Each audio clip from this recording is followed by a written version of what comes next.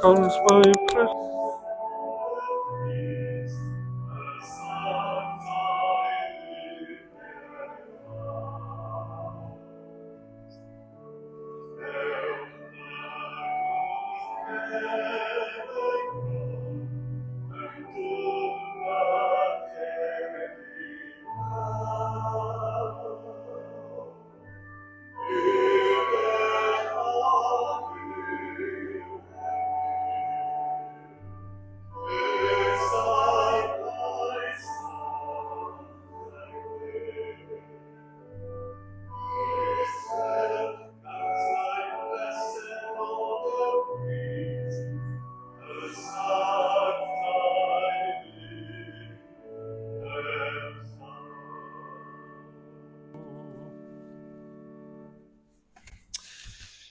Croeso mawr i chi gyd i roedfa, y roedfa gyntaf yn Hymor yr Hydref.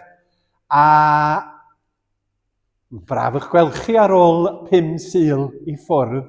Ga i ddiolch i bawb fi ynglyn â'r gwasanaethau yn ystod mis Awst, hefo trefnu ac hefo gwahodd pregethwr a siaradwyr, ac i'r rhai oedd wedi gallu dod am i ffyddlondeb. Ond mae'n braf cael ailgydio, mae'n hyfryd eich gweld chi gyd a dod nôl i rhythm bywyd, oherwydd mae rhythm bywyd yn bwysig, a dwi'n meddwl bod pethau cyffredin mewn bywyd yn bethau da ni'n trysori ddigon weithiau. Mae yna breges ar y gweill ynglyn â hynny. Ond mae'n hyfryd eich gweld chi, a da ni'n edrych ymlaen ar gyfer y tymor newydd. Felly dwi am wahodd y tudur i gyhoeddi. Dwi'n da i chi ar croeso i'r yma, bod chi wedi llwyddo i gyrraedd gyda'r oferthion traffig sy'n yn y ddinas nawn yma.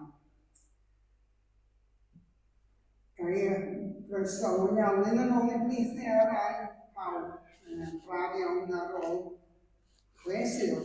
Mae'n chweched sul, ysdi mewn brogweth braf iawn i gael edrych ymlaen y dymor newydd.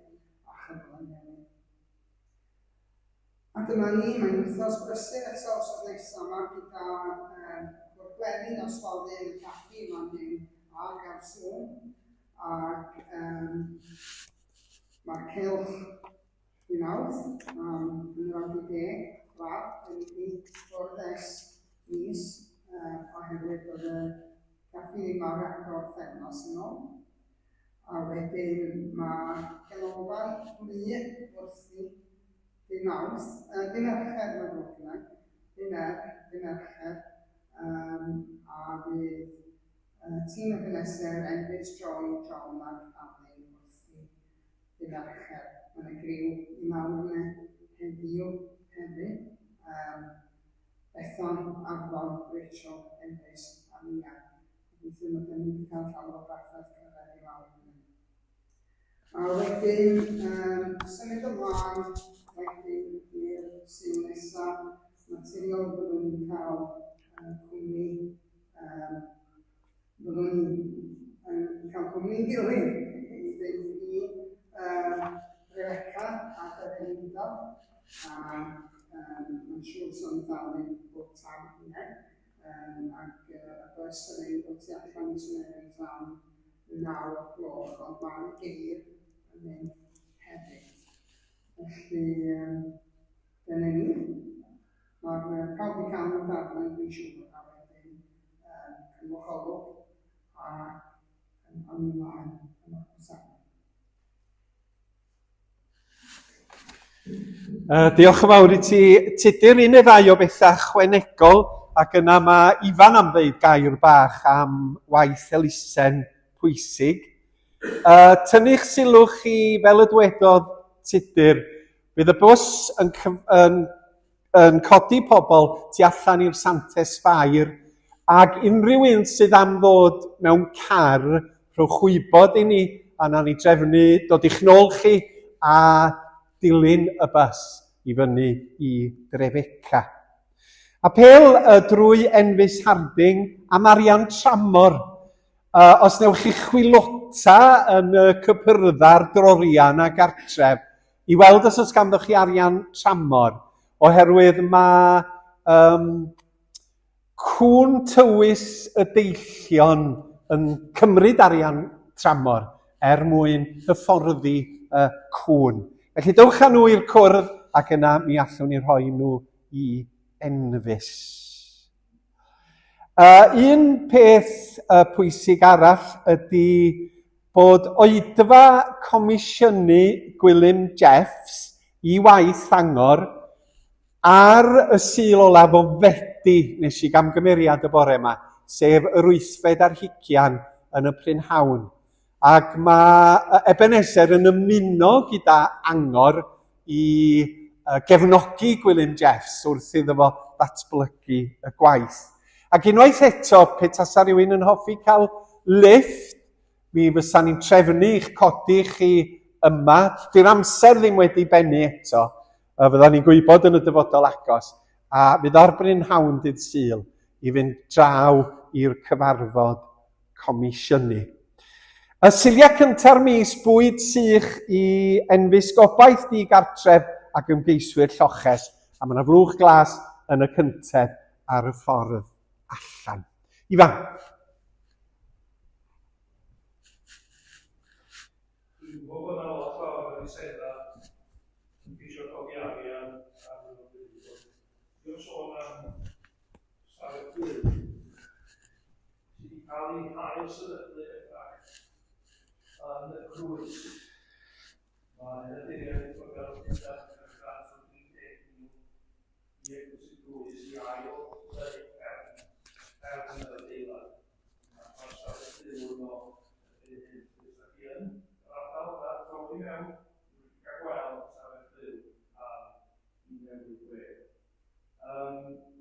Hefyd mae yn y bod gael o beth yn y grant o 1,000 ar ben mwyn ail cychwyn y sefydlu.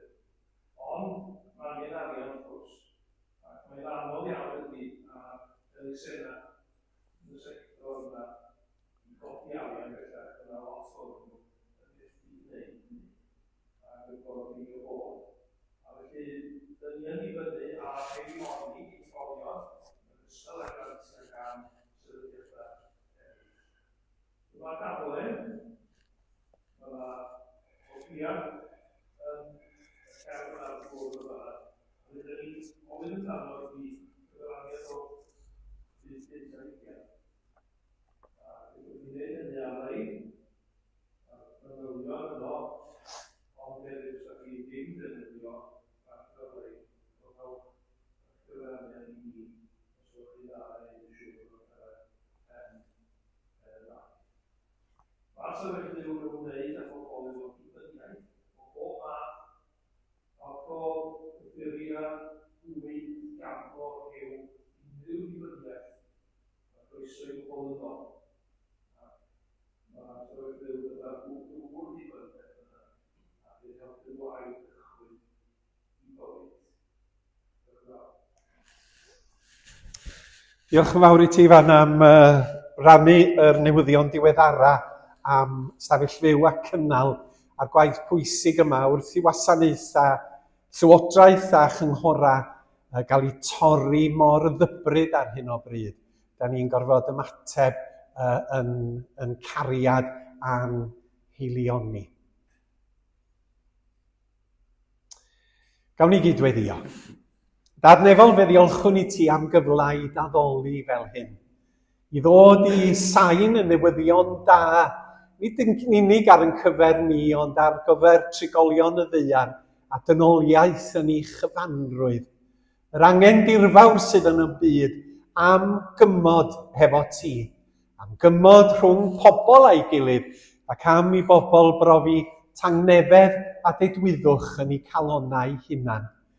Ac yma yn dy bresenoldeb di drwy'r ysbryd glân, da ni gofyn am arweiniad ac egni i daddoli di ar brynhawn dydd Sul, fel bo'n lleisia, a'n gweddia, a'n clod i ti yn cael ei dyrchafu, ac fel i bod nhw'n dderbyniol i dy glust, yn enw yr arglwydd Iesu Grist. Amen. Dewch i ni ganu yr emyn cyntaf, Rhod y fendis ysbryd glân yma'r awron, dyro di y bedydd tân yn ein calon. A'r geiriau sydd yn dilyn, yr emyn cyntaf.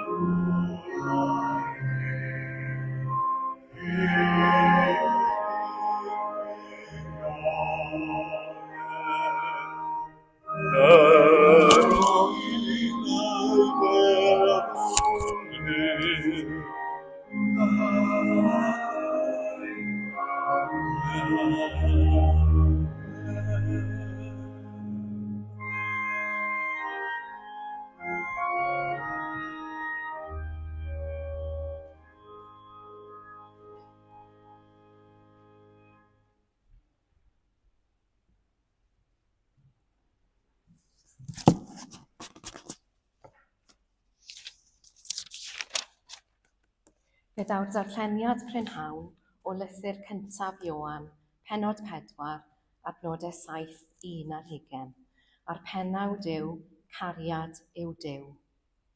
Gyfeillion annwyl, gadewch i ni garu ein gilydd, oherwydd o Dduw y mae cariad, ac y mae pob un sy'n caru wedi ei eni o Dduw ac yn adnabod Duw. Yr hwn nad yw'n caru, nid yw'n adnabod Duw, oherwydd cariad yw Duw. Yn hyn y dangoswyd cariad Duw tuag atom, bod Duw wedi anfon ei unig fab i'r byd mwyn i ni gael byw drwyddo ef.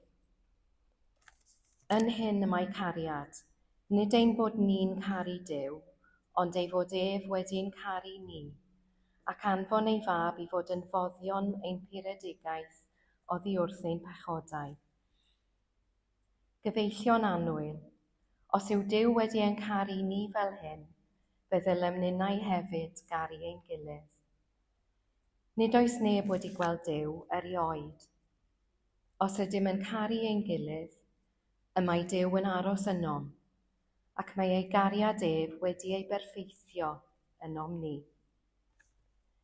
Dyma sut yr ydym yn gwybod ein bod yn aros ynddo ef, ac ef ynom ninnau. Am iddo ef roi i ni o'r ysbryd. Yr ydym ni wedi gweld ac yr ydym yn tystiolaethu bod y tad wedi anfon ei fab yn waredwr y byd. Pwy bynnag sy'n cyffesu bod Iesu yn fab Duw, mae Duw yn aros ynddo ef ac yntau yn yw. Felly rydym ni wedi dod i adnabod a chredu'r cariad sydd gan Dduw tuag atom.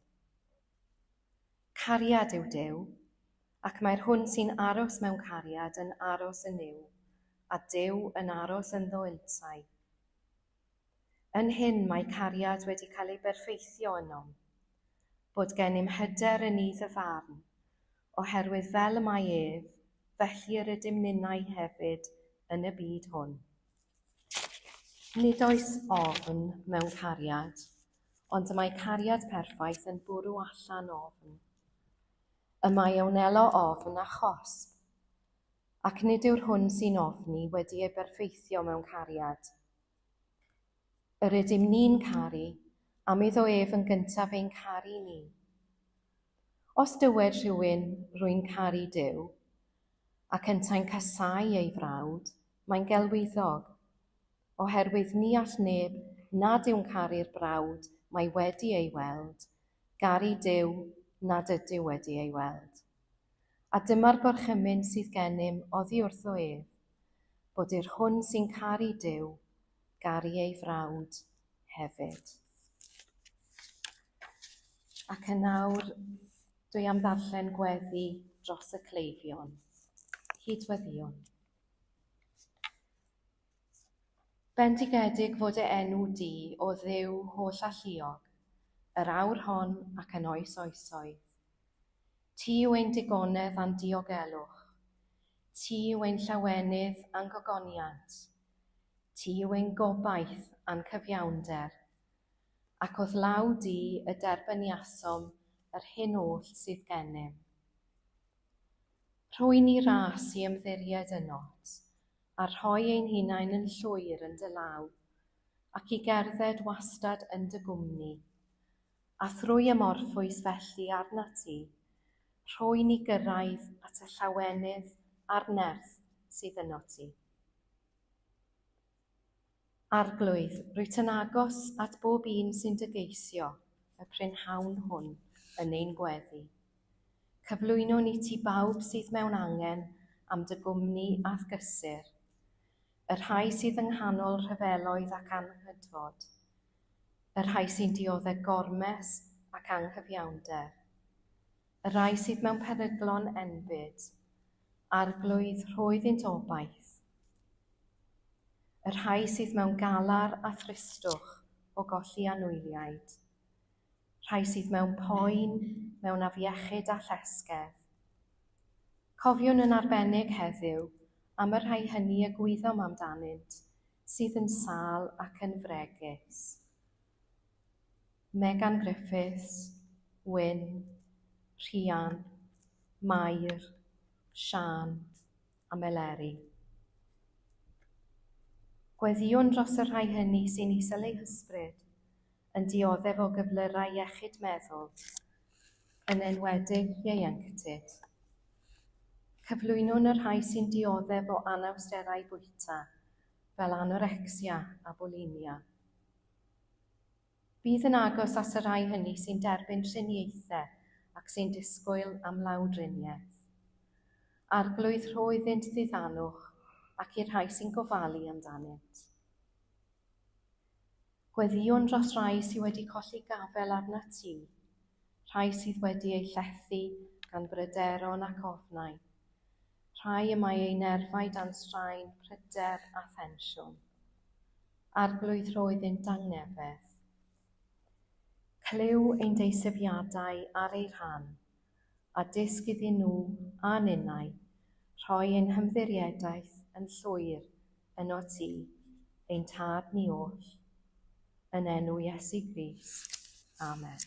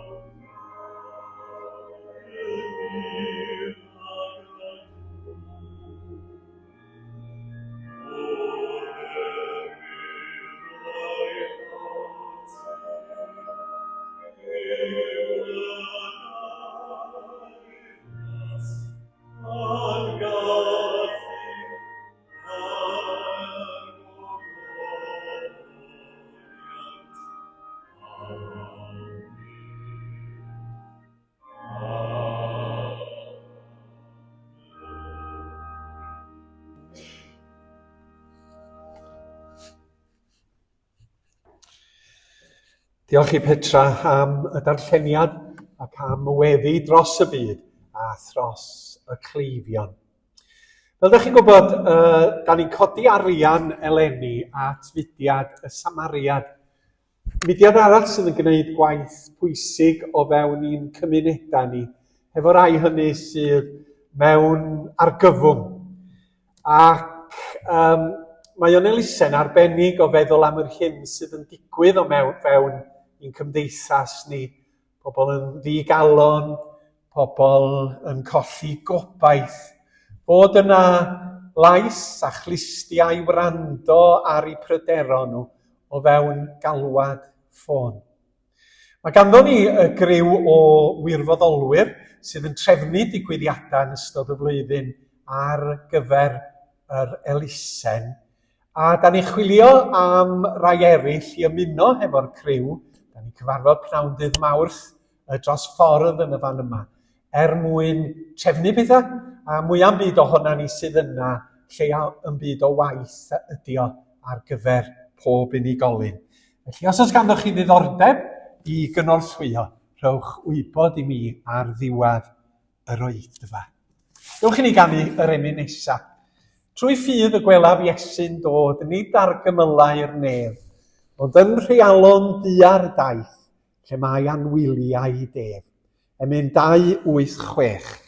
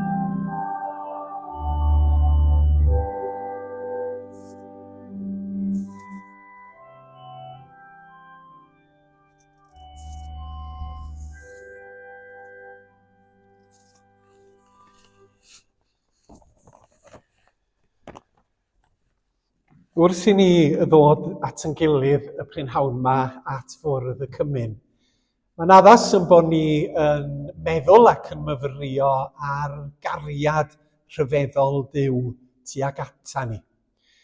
Da ni'n byw mewn byd sydd yn rhisro yn ei flaen, yn gyflym, yn sydyn, yn gloi. A da ni'n byw dan ymosodiad o wybodaeth a delweddau, a lluniau, a sŵn a fideos sydd yn llenwi'n meddyliau ni yn aml iawn.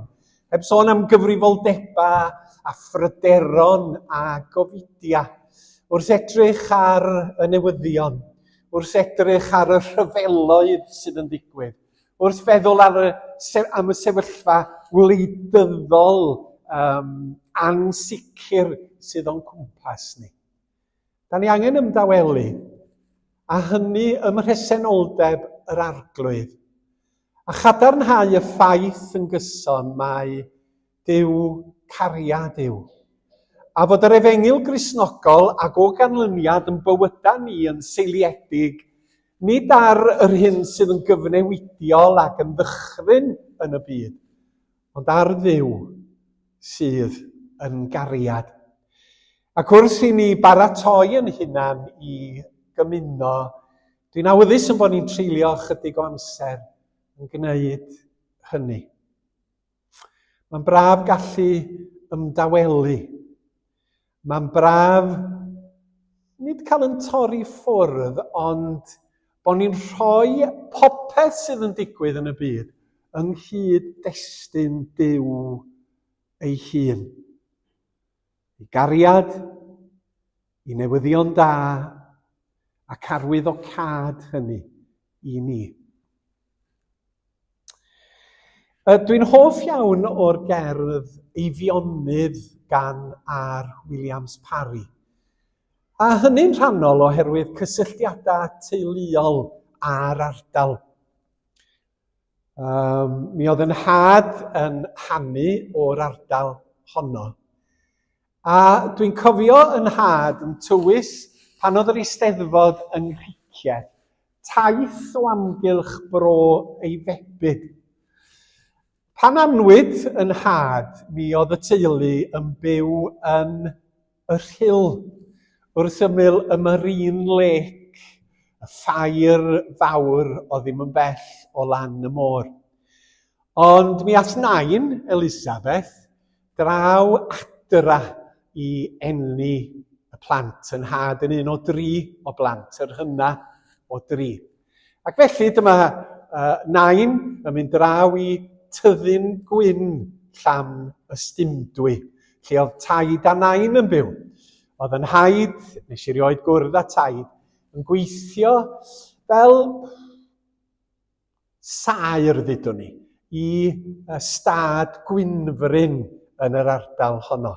Oedd yn cyflogi lot o'r bobl yn lleol. A yn ystod y daith tywys, yn ystod Steddfod Cricieth, dyma dad yn mynd â ni at y lôn goed, a nid ni'n unig, ond na bobl eraill ar y daith. At y lôn goed. Oherwydd fod yna berthynas iddo fo yn arfer byw ddim yn bell o'r lôn goed. Ac o'na gledra rheilffordd yn mynd yn reit agos.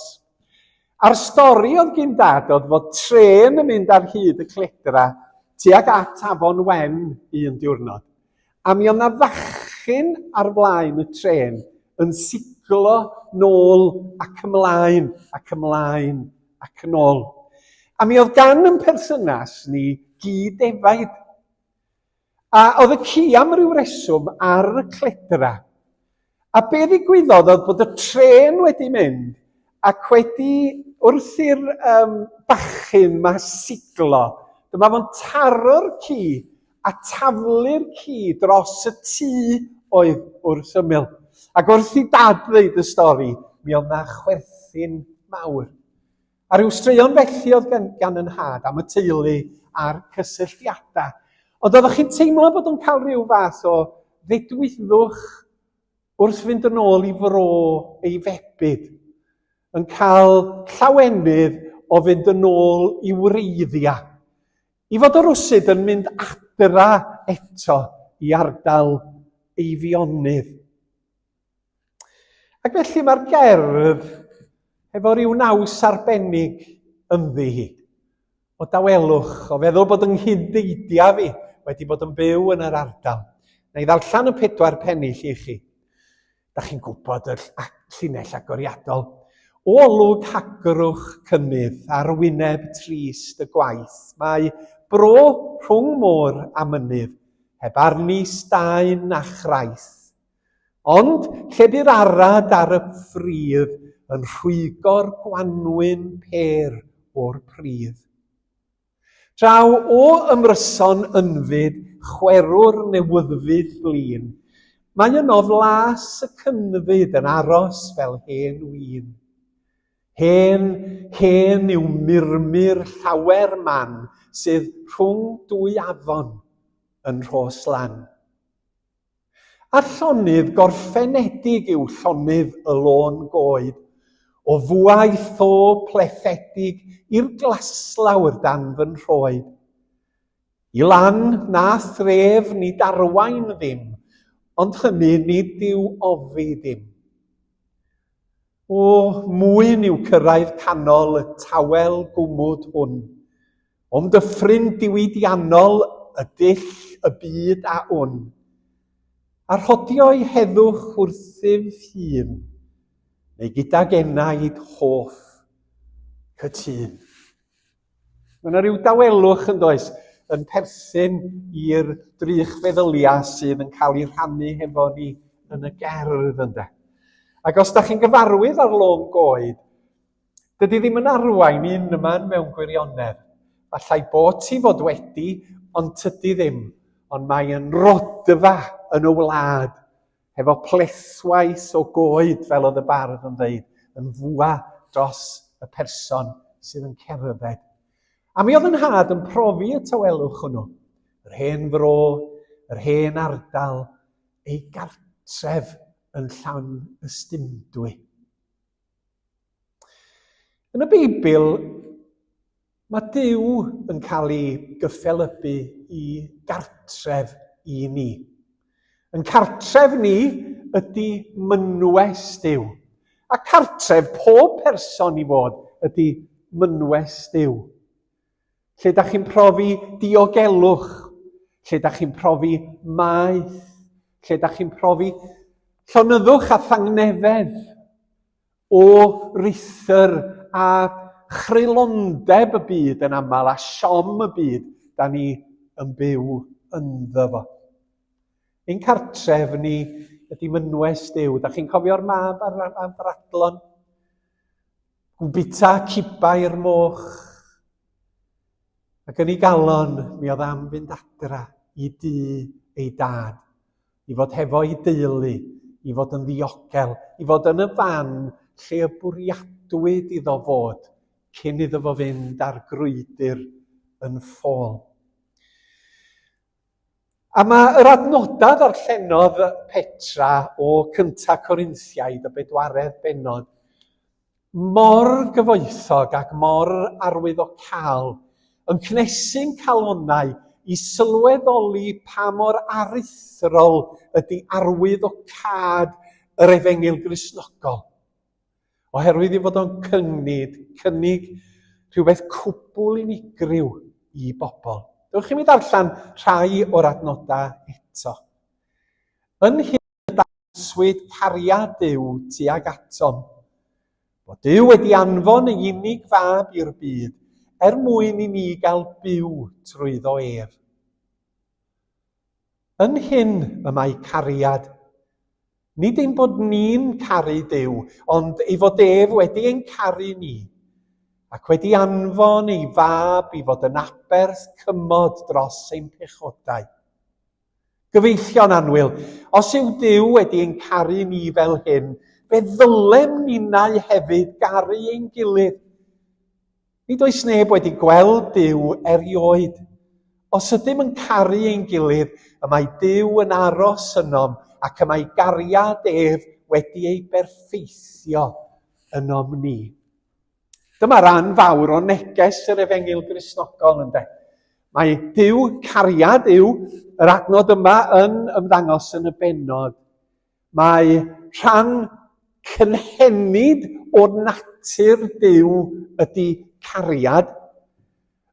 Ydy mae Duw yn caru, ond mae hynny'n wahanol i Duw cariad yw.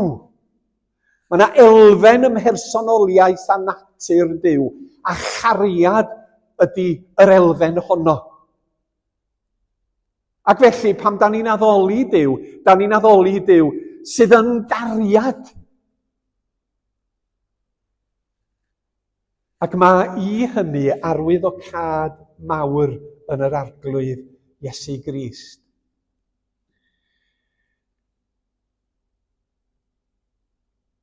Pan oedden ni yn mynd ar drip ysgol Sul, da chi bod, maddiwch i mi, dwi yn 60, dwi'n hel mwy atgofion. A mae Eilir yn gwybod bod double-deckers yn mynd o Bendref i Bwllheli. Ar Bererindod, nid ysbrydol, blynyddol. Alla fo fod wedi bod yn ysbrydol, mae'n siŵr. Ond fel plant, oedden ni'n mynd i Butlins Pwllheli yn Penny Chain, fel oedden nhw'n galw fo, de? Neu yn Gymraeg, Pen Ychain. Ond oedd y visitors yn galw'r lle'n Penny Chain. A cael miri mawr. A yn Butlins Pwllheli bryd hynny, mi oedd na chwrli gwgan. Ydy chwrli gwgan yn Saesneg? Merry-go-round. Merry-go-round. A oedd na rhywbeth arall fydol yn efo. Oherwydd, oedd na geffyla, mi oedd na fotobeics, mi oedd na awyrena, mi oedd na geir yn mynd rownd a rownd. A'r plant bach ifanc, tyddan ni'n syml dyddi hwnna. Tyddan ni'n syml, ond tyddan ni'n enjoyo mas draw. Yn mynd ar yr anifeiliad, a'r teclynna, a'r ceir yma. Ond yng nghanol y merry-go-round, mi oedd na Indian bwerus oedd yn gyrru y cwbl. A drownd hwnnw oedd yr holl firi yn digwydd. Fel byd, fel creadigaeth enfawr, fel dynoliaeth, mae yna pŵar grymus yn y canol. Nid pŵar amhersonol, nid pŵar digymeriad, ond pŵar Duw sydd yn Dduw cariad. Ac felly mae'r greadigaeth, mae'r cwbl yn seiliedig ar gariad Duw. Wrth sôn am y creu yn Genesis, mae Duw yn camu nôl bob dydd ac yn edrych ar ei gyfanwaith am y diwrnod hwnnw ac yn dweud, mae da yw. Y creuwr yr arglwydd, y grym canolog, yn dangos boddhad yn ei gread. Ond oherwydd anifuddod pobl a dynoliaeth fe chwalwyd y cread hwnnw, da ni'n dal i ddifesa y cread. Fe chwalwyd dynoliaeth ac fe gollwyd y cysylltiad. Mae Duw yn dangos ei gariad yn dydi drwy y cread. Da ni'n gallu bita'n uwd yn y bora, da ni'n dweud, oedd hwnna'n blatiad da o uwd. Neu da ni'n gallu yfad yn coffi, yn cappuccino neu'n latte, a da ni'n gallu dweud, diolch arglwydd, oedd hwnna'n banad arbennig o goffi. Da ni'n gallu edrych ar y lleuad a'r noson dawel, glir, a cael yn cyfareddu gan y ser a goleuni yr haul yn cael ei adlewyrchu. A da ni'n dweud arglwydd, mae hwnna'n fendigedig ac yn werth i weld. Da ni'n gallu rywsut dirnad Duw yn y cread, ond mae hwnnw'n amhersonol yn dydi. Da ni'n gallu dod i adnabod Duw yn y cread ac yn yr hyn sydd o'n cwmpas ni. Ac medda llythyr cyntaf Ioan, yn hyn y dangoswyd cariad Duw tuag atom. Bod Duw wedi anfon ei unig fab i'r byd mwyn i ni gael byw drwyddo ef. Yn hyn mae cariad. Ac i mi mae'r adnod yma yn wefreiddiol oherwydd mod i'n aml yn teimlo'n anigonol fel Cristion. Bod fi'n anobeithiol wrth ddilyn yr arglwydd Iesu. Ac medda'r gair, yn hyn y mae cariad.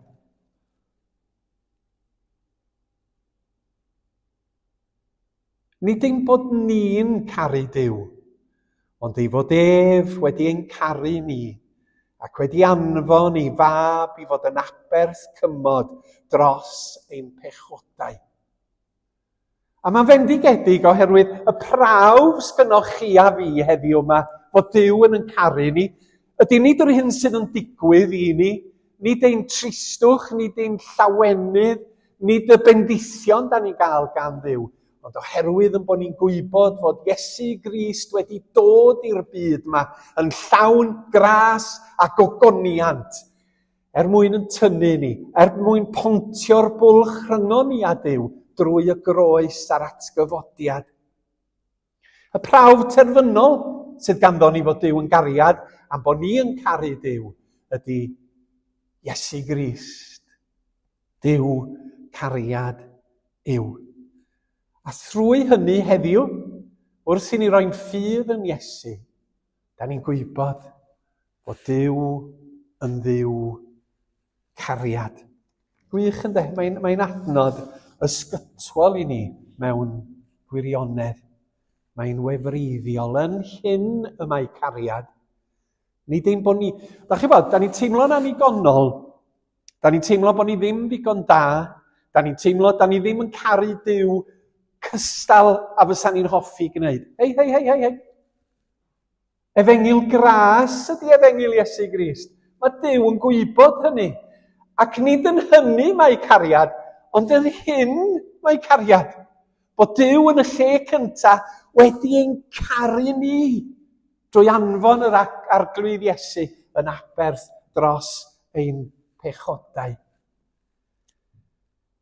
Ac yna mae cariad Duw yn troi yn gariad ynom ni sydd yn ymestyn allan at yn gilydd. A da ni'n caru'n gilydd yn gwendida. A da ni'n caru'n cyd-ddynion a'n cyd-fenywod Da ni gan i emyn, ac yna mi fyddwn ni'n cymuno hefo'n gilydd. Mae cariad Crist yw chlaw pob dawn, pwy wyr ei lawn derfynau. Ni chenfydd llygad ceriwb craff na seraf ei fesurau a'r penillion sydd yn dilyn.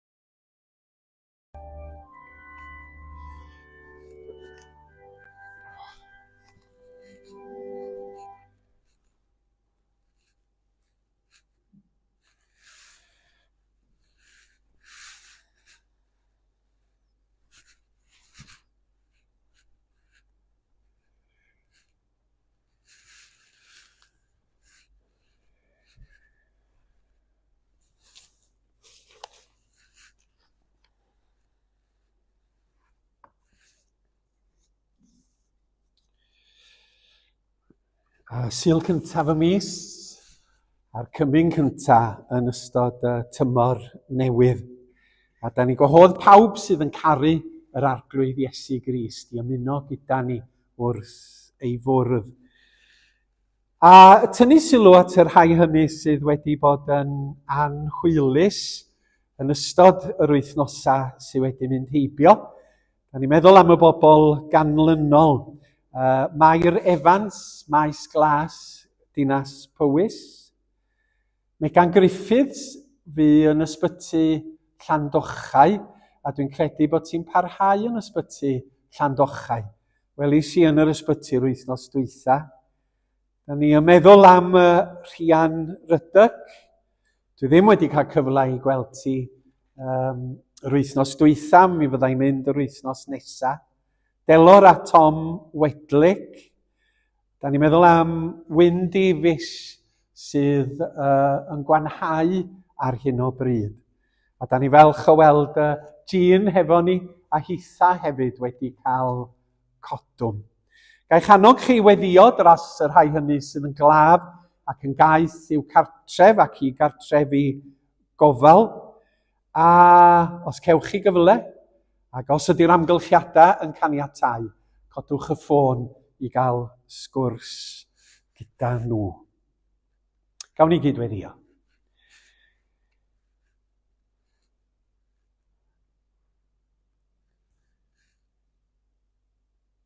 Cynorthwya ni dad yn ystod y munudau hyn i drysori bendithion dy ras yn Iesu Grist.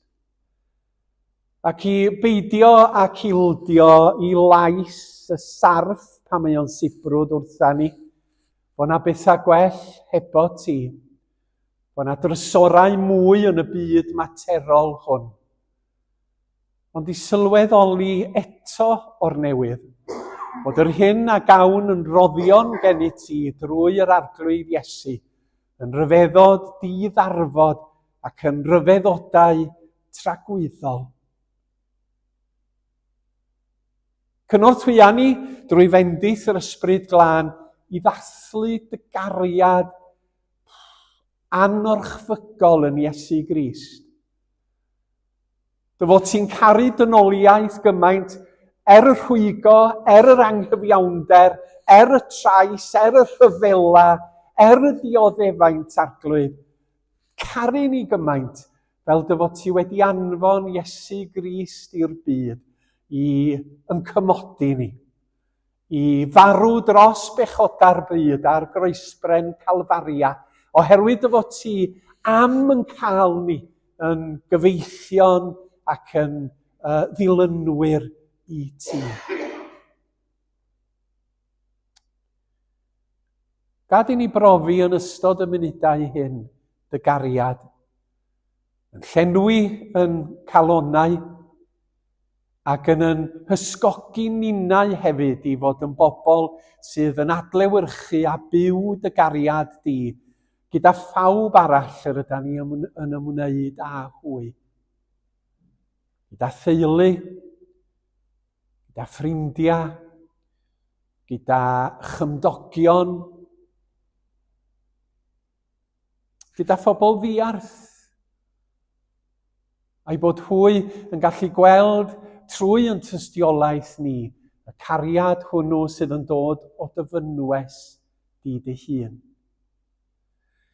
Fe gofiwn am y rhai hynny a enwyd cyn y weddi, rhai hynny sydd yn sâl ac yn derbyn triniaetha, rhai hynny sydd mewn oedran mawr a'r iechyd yn gwanhau. Ac mewn cariad, da ni'n cyflwyno nhw ger dy fron di. A byddan nhw'n clywed dy lais yn profi dy bresenoldeb nerthol, iachusol, tragwyddol di yn ei cynnal. Wrth ddod at fwrdd y cymyn, da ni'n cyffesu'n pechoda ger dy fron di ac yn cydnabod eto mae pobl amherffaith yda ni sydd dangen di. Gofynnwn am faddeuant nad yda ni wedi gwneud y pethau hynny y dylan ni fod wedi gwneud. Am dyfaddeuant am y pethau hynny yr ydyn ni wedi gwneud na ddylian ni fod wedi gwneud. Da ni'n cyffesu ger dy fron di y meddyliau anaddas a ddaw i'n ymenydd. A da ni hefyd o dad nefol yn sylweddoli na anigonol yda ni. Ond fi ofynnwn am faddeuant drwy'r arglwydd Iesu Grist yn harglwydd am brenin danwyl fab di, drwy'r aberth a roddodd ar ben Calfaria. Ac o dderbyn maddeuant dad nefol, A fy nhw'n y byddi dyn yn sancteiddio ni. A byddi dyn yn gwneud ni'n debycach i Iesu Grist yn byw o ddydd i ddydd. Ac yn awr fe y fynnwn y bydd y bara hwn i'n ffydd ni yn gorff yr arglwydd Iesu a dorwyd trosom. A'r gwyn hwn i'n ffydd ni yn waed yr arglwydd Iesu a dwalltwyd erin mwyn. Yn enw y prynwr byw. Amen. Mae swper yr arglwydd yn agored i bawb sy'n caru Iesu Grist ac yn ei dderbyn yn arglwydd a gwaredwr. Felly, yn ei enw ef, fe'ch gwahoddwn i gyd i ymuno â ni wrth y bwrdd sanctaidd hwn. Dowch at y bwrdd nid am eich bod yn gryf, ond am eich bod yn wan. Dowch nid am fod dim ynoch yn rhoi hawl i chi ddod, ond am fod arnoch angen trigaredd a gras. Dowch nid am eich bod yn caru'r arglwydd ddigon, ond am yr hoffech ei garu'n fwy. Dowch am iddo eich caru a rhoi ei fywyd drosoch. Dowch i gael y bara a'r gwyn yn arwyddion o addewid am ras sy'n arglwydd Iesu Grist, a chariad Duw, a chymdeithas yr ysbryd glân. Dowch bawb, a chymerwch ffiol iachawdwriaeth. Mewn i fuddod i'r arglwydd Iesu ac i gofio amdano y gwnawn ni hyn. Oherwydd bu'r arglwydd Iesu yn nos a brydychwyd ef, gymryd bara, ac wedi ddoddiolch fe a'i torodd, ac a'i rhoddodd iddynt gan ddweud, cymerwch, bwytewch, hwn yw fy nghorff a dorri'r trosoch. Gwnewch hyn i gofio amdano.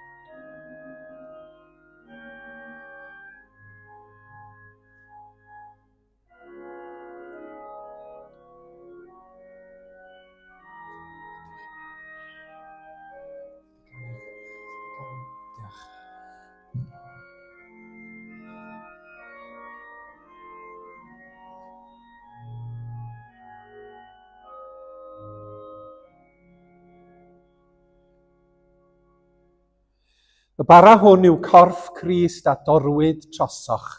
Cymerwch a bwytewch cof amdano.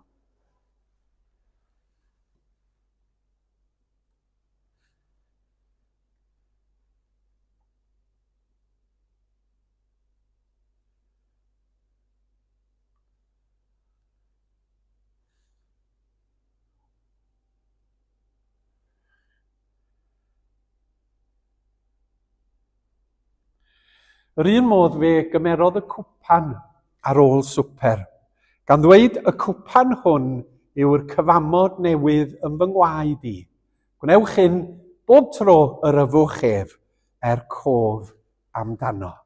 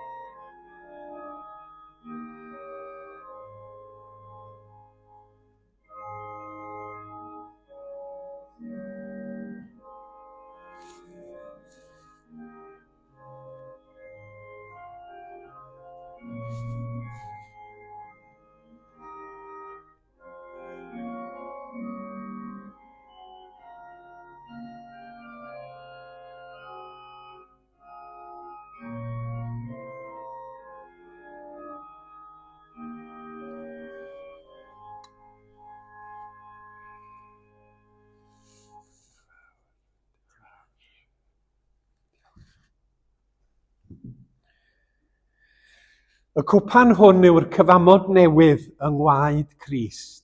Yfwch bawb o hwn.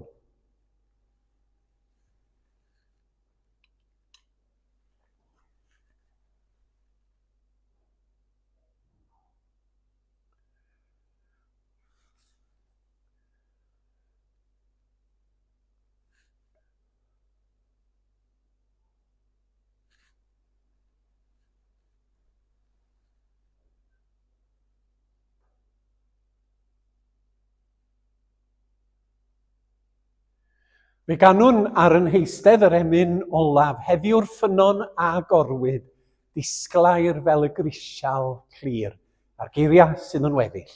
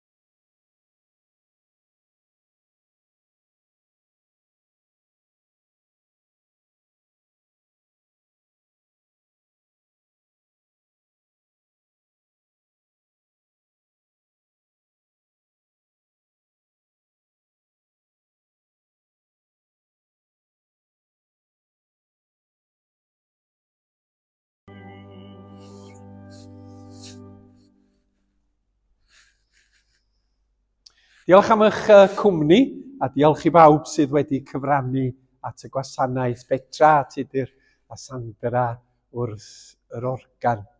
Mae yna banad yn y neuadd, os da chi'n dymuno cael eich di-sychedu yn syth ar ôl y gwasanaeth. A dwi'n credu y canwn ni y rhwyro'r weddi'n hytrach na adrodd y gras. Felly, i gloi gawn ni ganu y weddi gyda'n gilydd.